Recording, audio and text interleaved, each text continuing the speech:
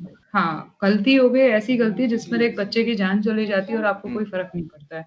अब वो तो मतलब इतना अनफॉर्च्यूनेट था, देखिए जिस तरह की वो घटिया चैट थी, उस तरह की बातें बच्चे कर रहे हैं, हम आप कुछ कर नहीं सकते उसमें। मैं रोज़ देखती हूँ सोशल मीडिया में, ठीक है? एंड मैं इग्नोर ही करती हूँ क्योंकि अब और आप कुछ नहीं कर सकते।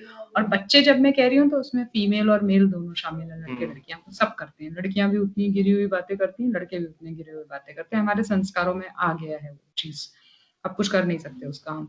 तो जब वो वाली बात हुई जहाँ पर वो आप कह रहे हो कि ऐसे करते हैं, रेप करते हैं, ये वो, तो उसपे मुझे मुझे हँसी पहले ही दिन इसलिए आई थी कि कोई ये बात कोई कर नहीं सकता है, आई नो। हाँ, क्योंकि हाँ, हमारे यहाँ पे इतने लड़के-लड़के भी बैठे होंगे तो कोई और बात भले ही हो रही हो, भई ये बात नहीं होती है कभी भी। मैं बहुत सारे ऐसे मेंस राइट ग्रुप्स के साथ काम कर चुकी हूँ, तो इस तरह की बात नहीं होती, बाकी कोई भी घटिया बात हो सकती है। ये बात होगी तो दूसरा ही मना करेगा, पागल हो क्या? और वही हुआ उसमें, उन्होंने बोला यार क्या बात कर रहे हो तुम? एंड देन पता ही चल गया कि वो फेक था। तो हुँ, उस पर भी इतनी चर्चा हुई, मैंने भी बहुत क्रिटिसिज़्म झेला क्योंकि मैं टोटल बोल रही थी लगातार कि ऐसे थोड़े ना होता है, आप उसकी तरफ की भी तो बात सुनिए। फिर अचानक से इस बच्चे के सुसाइड की खबर आ गई और वो इतना दुखद था क्योंकि उसके पेरेंट्स को पता तक नहीं था कि हुआ क्या। अभी मेरी उनके फादर से कभी-कभार बात होती है, ट्विटर पे वो काफ़ी एक्टिव रहते हैं, फादर ऑफ मानव नाम से।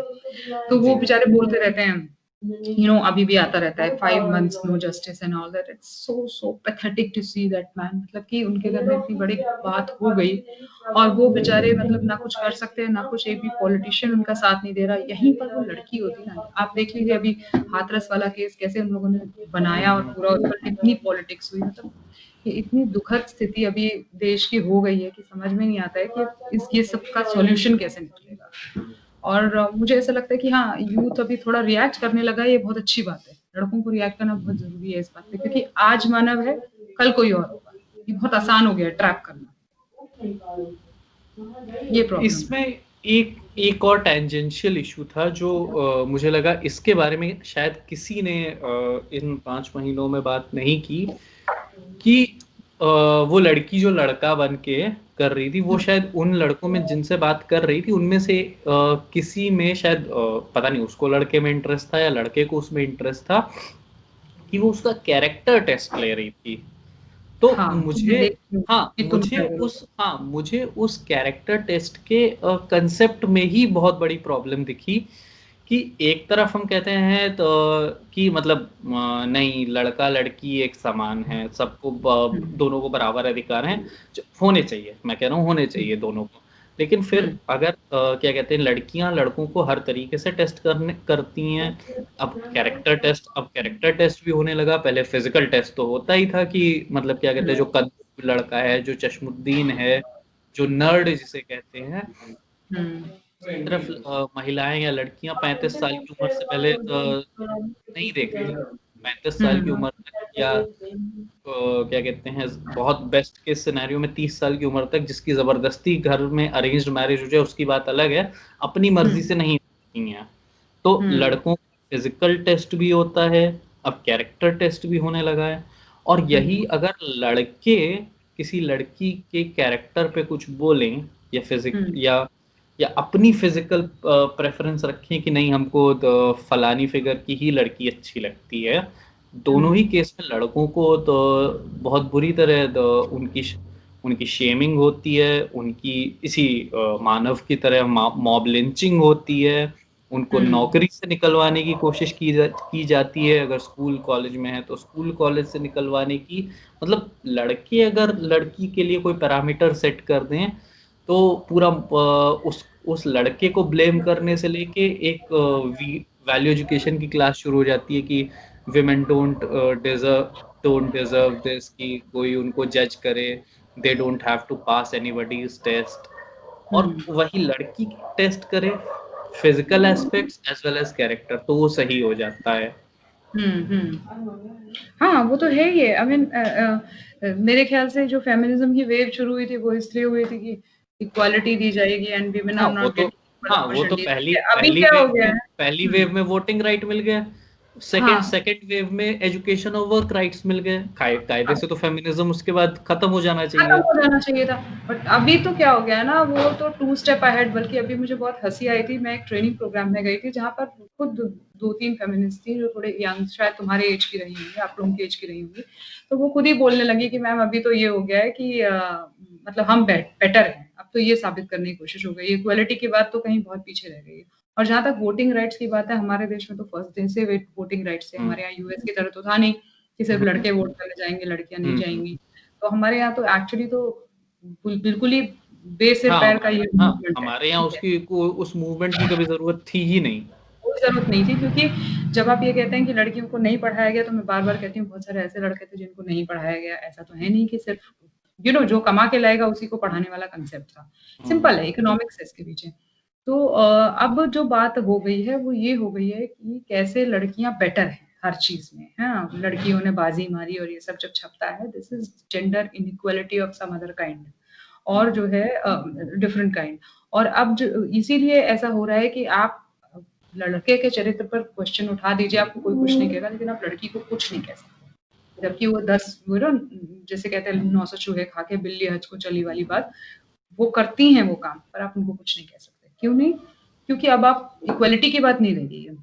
हुँ। आप बेटर, ये ऊपर हैं, वो तो महान हैं, ये वाली बातें होने लग गई हैं। तो ये एक बहुत गलत ट्रेंड है और जैसा मैं कह रही हूँ आज मानव था, कल को कोई और हो सकता है। इसको बहुत पहले रोक देना चाहिए था, पर अब तो एकदम स्टॉप लगाना ज़रूरी है इस पे, कि सुनिए मत बस। हुँ, हुँ। बहुत ज़रूरी नहीं सुनेंगे तो कहाँ जाएँगे? इसी पे अगला है। हाँ, डोमेस्टिक वॉयलेंस कहा जाता है। डोमेस्टिक वॉयलेंस में अदालतें और कोर्ट महिलाओं की नहीं सुनती और यहाँ पे एक कोलकाता का केस था जहाँ पे एक हस्बैंड को रिकॉर्ड करना पड़ा अपना वीडियो कि उनकी पत्नी उन्हें चप्पलों से मार रही थी, हुँ, पीट रही थी, उन्हें सुई चुभो रही थी और सिगरेट हुँ, से जला रही थी। आपने वो हुँ। वीडियो देखा था? मैंने देखा था वो वीडियो। हुँ। और उस पर भी मैंने बहुत सारे कमेंट्स ऐसे देखे थे कि अरे अजीब आदमी है ये रिएक्ट नहीं कर रहा है। मैंने वो रिएक्ट करे तो भी आप उसको परपेट्रेटर की तरह प्रेज़ेंट करोगे कि वायलेंस करता है अपनी वाइफ़ पे। जॉनी वो डेप ने रिएक्ट अपने घर का गिलास अपने दीवार पे तोड़ा पत्नी से 6 फीट दूर, तब उन्हें कितने मिलियन डॉलर का एलिमनी देनी पड़ गई थी शायद। जॉनी डेप को तो बहुत अगली कौन-सी मूवी है जिससे निकाल दिया गया है एंड नहीं, इट्स वो बच गई थी, वो बच गई थी, तो हाँ, उन्हें हैरी पॉटर से सैडेनिंग निकाला जाने वाला था। हाँ, सैडेनिंग मतलब सोचो इस स्थिति पर आ गया था। लेकिन ऐसा हाँ, महिलाओं के साथ नहीं होता। श्वेता तिवारी का हस्बैंड कितने दिन से बोल रहा है अभिनव कोहली, कोई उसकी बात नहीं सुन रहा। मीडिया तवज्जो तक नहीं दे रही उसको कि इसने मेरे बच्चे को मेरे से अलग कर दिया है, कहीं किडनैप करके ले गई है। कोई तवज्जो नहीं। मेंस डे आउट ने ही छोटा-सा एक हुँ, इंटरव्यू उसका छापा था। बाकी nobody is listening to him. ये स्थिति है। वो लड़का और हाँ, जब श्वेता तिवारी से किसी ने ये प्रश्न पूछ दिया था कि आपका पहला हस्बैंड भी आपको मारता था, दूसरा भी मारता है। तो कहती नहीं हो सकता क्या ऐसा? मतलब बहुत ही ऑडेसिटी उसकी देखने वाली थी उस लाइन में। तो ये तो है ही मतलब डोमेस्टिक वायलेंस की बात तो इतनी जोक की तरह ली जाती है पुरुषों पर कि आप वीडियो बना लेंगे तो भी आपको ये हुँ। कहा जाएगा कि अजीब अजीब आदमी है और ये मार नहीं पाया, आप मार देंगे तो फिर ये होगा कि अरे आपने मार दिया। तो ये है, दो तरफ़ा बातें तो हैं ही।